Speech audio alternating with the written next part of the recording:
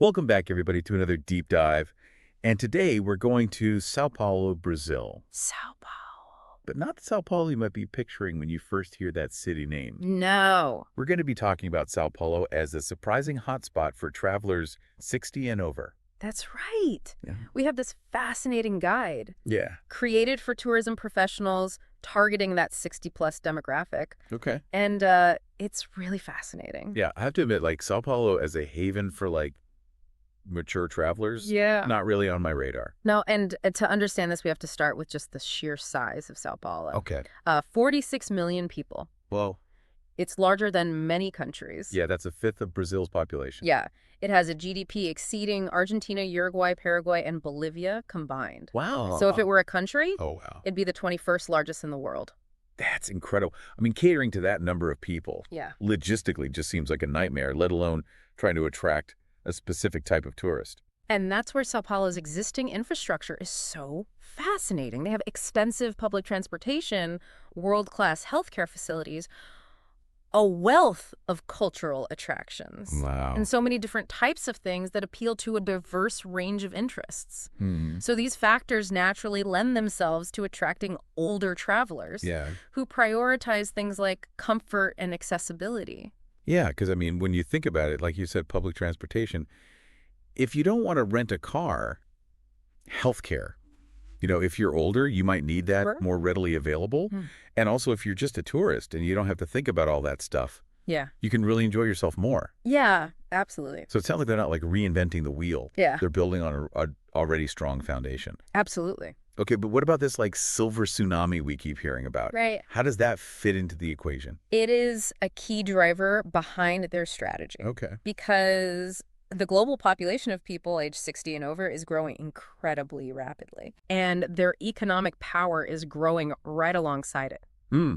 So this $15 trillion global market, the silver economy. Yeah, $15 trillion is not something to sneeze at. No, it is not. And Sao Paulo is leading the charge within Brazil. Okay. 59% of silver economy businesses are in Sao Paulo. Wow. So they're not just adapting to a trend, they're actively capitalizing on it. Absolutely. They see the potential, Yeah. and they're positioning themselves as a leader in senior-friendly tourism And not just in Brazil. globally. Wow. Yeah. So that's very smart. So let's get into the heart of this deep dive. Okay. Who is the typical 60-plus traveler Yeah. that Sao Paulo is hoping to attract? Well, according to this guide, they're seasoned travelers, both domestically and internationally. Okay. They're drawn to things like nature, culture, and gastronomy. Ugh. Comfort and security is paramount, particularly accommodation. So not like the backpacking Right. hostel crowd. Not at all. They do appreciate the convenience of travel agents, particularly for flights, but they're also open to independent exploration. And this can be with family or even solo adventure. So a mix of structured comfort, but also a thirst for authentic experiences. Precisely. Okay. They enjoy activities like walking, swimming, Dutch relaxation, Uh-huh. but they're also game for safe adventures that cater to their interests. So they're adventurous, They are. but they also like their comfort. Absolutely. Okay, so that paints a really fascinating picture of a very sophisticated and adventurous Yes. traveler. Yeah. But how is Sao Paulo translating that knowledge Mm. into actual tourism offerings? That's where these 70 destinations come in Okay. that are featured in this guide. These are specifically chosen for their appeal to the 60-plus traveler. Oh, what? And it goes beyond just the typical tourist traps. Okay, so give us a taste. Yeah. What are some of the examples that highlight this targeted approach? Okay. Well, let's start with Aguas de Lindóia, Okay. a town with a rich history as a health destination.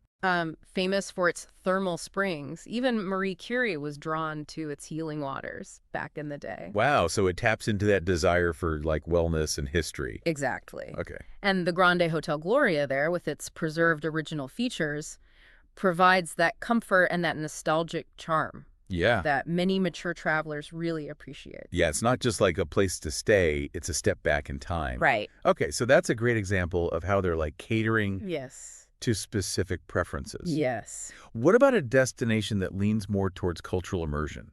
Canania. Okay. It's a preserved island town on the Lagomar estuary, Okay. and it offers a chance to connect with traditional Brazilian culture, including a visit to a quilombo. And for those unfamiliar with the term, Yes, a quilombo is a community descended from escaped slaves. that's right. Very significant role in Brazilian history. They did. Unique window into the country's cultural heritage. Absolutely. And visiting one allows for a deeper understanding of Brazil's complex past and showcases the resilience and cultural richness of these communities. So very different from your average beach vacation. Right. Okay, so we've got history and wellness. We've got cultural immersion. Yes. What's next on the Sao Paulo sampler platter? Let's head up to Campos do Jordão, often called the Brazilian Switzerland, Oh, wow. with its charming European-style architecture, a cooler climate, Oh, nice. and even craft breweries. Okay. It offers a completely different vibe. Yeah, I could see that being a big appeal for those who want maybe a romantic getaway or, just a taste of Europe. Yeah. Without the long flight. Yeah, exactly. It shows how Sao Paulo is catering to, very diverse tastes. Absolutely. Offering options that go beyond, the expected. Yeah. It's clear that they put a lot of thought into showcasing just how much variety They have. Sao Paulo offers. Yes. But it's not just about the destinations themselves, right? It's about the smaller details that elevate the whole experience. Absolutely. So give me those. Give me Okay. the specifics. In Águas de São Pedro, there's the Fonte da Juventude, or Fountain of Youth. Okay. It's a sulfurous spring believed to have health benefits, but the taste might not be for everyone. A fountain of youth that doesn't taste youthful. Right. That's a little ironic, It is a little bit ironic. but it adds a touch of humor. Yeah. Okay, what else? And then also in the same town, Okay. there's a nightly spectacle at the illuminated fountain Ooh, with water dancing to lights and music. sounds magical. It is quite magical. Okay, what else? Then in Boquihina, you can witness the Alvorada. It's Okay. traditional early morning musical wake-up call. So, instead of an alarm clock. It's much more pleasant than an alarm clock. Yeah, much more pleasant than an alarm clock. Yeah. These little details, they add that, extra layer of authenticity. Me too. Makes it more memorable. Right. It's not just sightseeing. You're immersing yourself Absolutely. in the culture. That's what sets Sao Paulo apart. They're creating immersive experiences that cater to those interests and desires Yeah. of mature travelers. It's fascinating to see how they've woven together history culture, Yeah. even a little touch of humor, Yes. to create this very compelling offering. Yeah, and we've only just scratched the surface. Okay, so stay tuned. Yes. We're going to continue our deep dive into Sao Paulo, the unexpected haven for the 60-plus traveler. Yeah. And we are back diving deeper into Sao Paulo's surprisingly vibrant senior tourism scene. Yes. I'm eager to explore more of these unique destinations Okay. that cater to this 60-plus traveler. Yeah. What other hidden gems does Sao Paulo have up its sleeve? Well, let's move from charming towns and historical sites to something a bit different, Aracatuba. Okay. Now, you might not think of that when you first think of tourism, but it's a hub for agritourism, Okay. which is a growing trend among travelers. Yeah. Seeking those really authentic and sustainable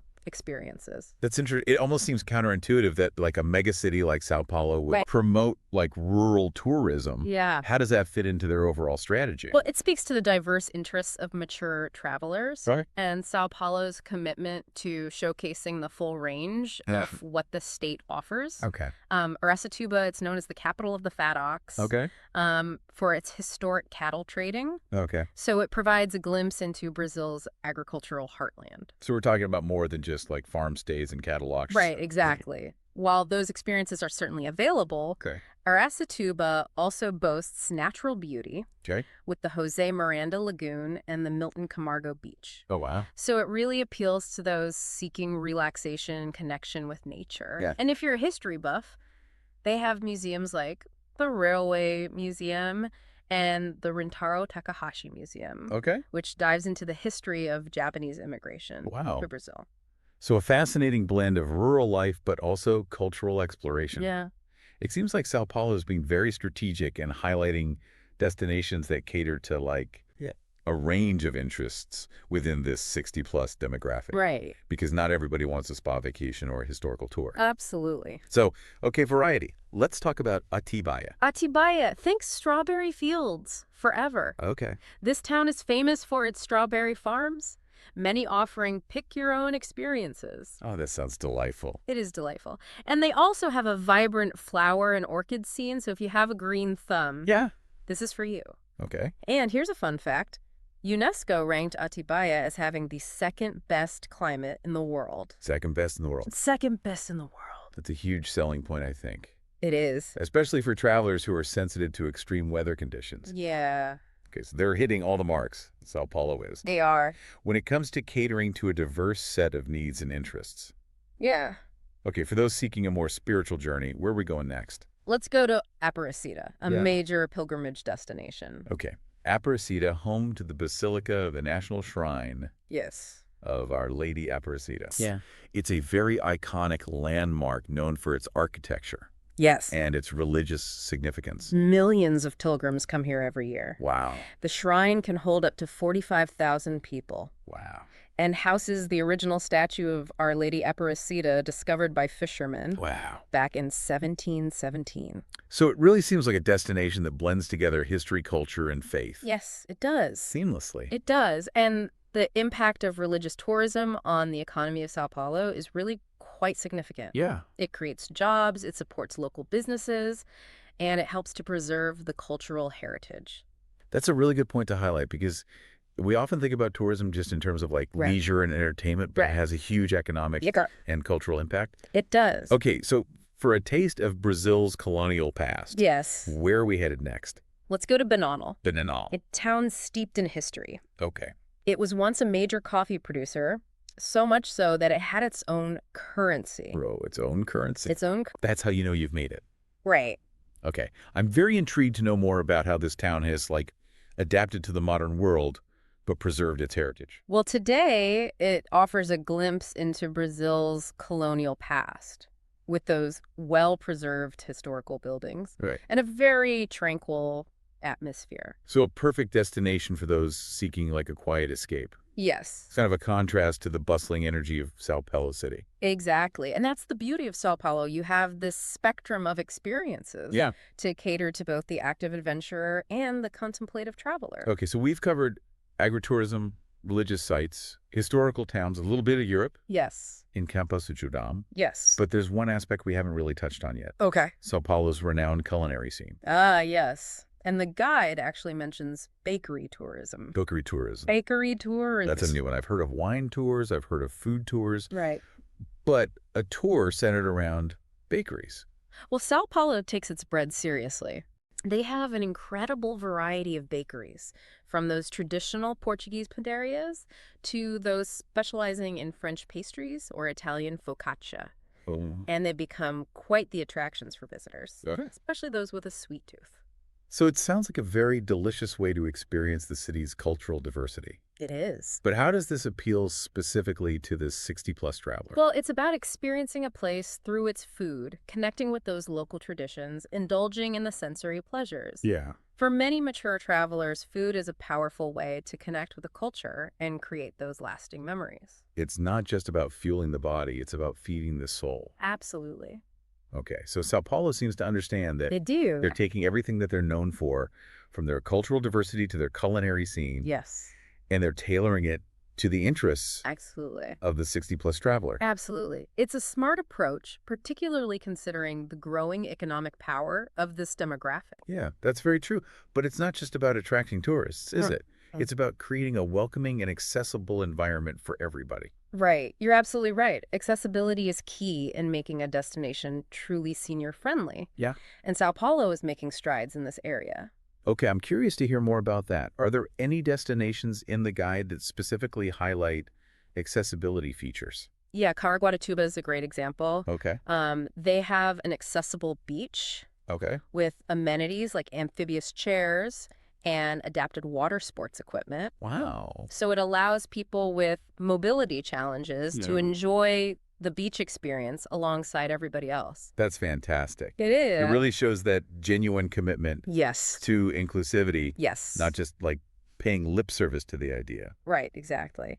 And it's not just physical accessibility either. They're also recognizing the needs of travelers with cognitive impairments Okay. and offering resources and support to ensure a comfortable and enjoyable experience for everyone. That's really encouraging to see that a destination is taking this holistic approach Yes. to accessibility and considering the diverse needs within this 60-plus demographic. They're really setting a new standard, recognizing that travel should be accessible to everyone, Yeah. regardless of age or ability.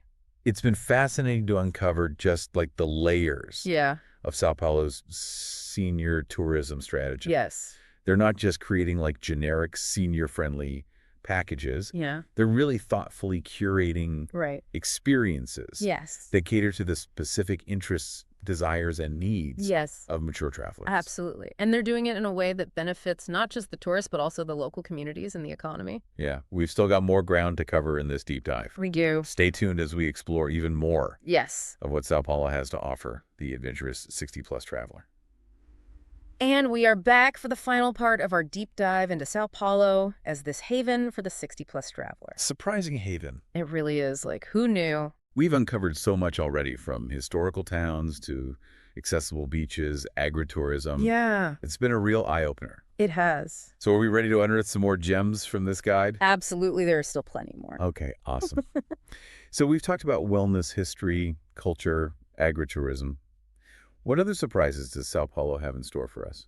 Well, let's transport ourselves to Alhambra, Alhambra. a town that brings a touch of Europe to Brazil. Okay. Think fields of tulips, windmills, even Dutch delicacies. Oh, a charming escape for those seeking a little European culture without having to take the transatlantic flight. Right. But what makes it especially appealing to the 60-plus traveler? Well, beyond the visual charm and cultural novelty, Alhambra really taps into a sense of nostalgia Yep. and familiarity for many in this demographic. Okay. Brazil has this long history of European immigration. Right. And for some, a visit to Alhambra might evoke memories of their heritage or even past travels. That's a really good point, because it's not just about seeing something new. Yeah. It's about connecting with something personally meaningful. Absolutely. And Alhambra offers that connection. Okay. Through its flower industry, traditional clog making, authentic Dutch cuisine. Wow. And they even have festivals celebrating Dutch heritage. It really does sound like a feast for the senses. It is. And like a trip down memory lane all rolled into one. Yeah. Okay, so now I'm curious to explore something completely different. Okay. What about a destination that's a little more unexpected, maybe even a little mysterious? Okay, well then, Joanópolis, known as the City of the Werewolf, might be for you.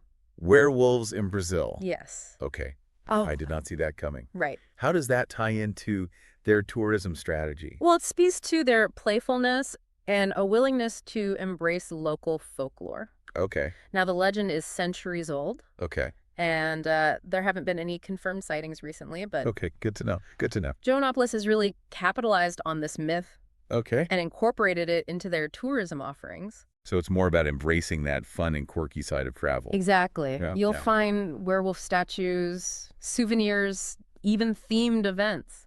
I love that they're not taking themselves too seriously. Yeah, Travel should be about embracing the unexpected absolutely. and having a little fun along the way. Yes. Okay, for those who appreciate art and history, where are we going next? Let's go to Brodowski, the birthplace of Candido Portinari, Okay. one of Brazil's most celebrated painters. His work is just captivating. It is. The way he uses color and depicts like everyday life is so powerful and relatable. It is. Okay, so tell me more about Brodowski. Well, you can visit the house where Portinari was born, which is now a museum. Oh, wow. It's a great way to learn about his life, his artistic process, the social and political context that really shaped his work. It's like connecting with art on a deeper level. Yeah. When you understand the artist's story Yeah. and the impact that their work has had on the culture. Right, and this deep dive has really impacted how I see Sao Paulo. It's so much more than just a business center. Yeah. It's a destination that really embraces all these different facets of its identity. It's been so fascinating to uncover how Sao Paulo is not only catering to this growing market, Yeah. but they're doing it in a way that respects the interests, the desires, and the needs of these mature travelers. Absolutely. They understand that age is just a number Yeah, when it comes to exploring the world and pursuing new adventures. absolutely. So as we wrap up this deep dive, here's a final thought for our listeners out there. Yeah. If Sao Paulo, a city not traditionally known for its leisure tourism, can transform itself into a haven for the 60-plus traveler, what other possibilities are out there? What hidden gems are waiting to be discovered? And what new adventures await those who embrace that spirit of exploration regardless of age? Keep seeking, keep discovering, and keep those travel dreams alive.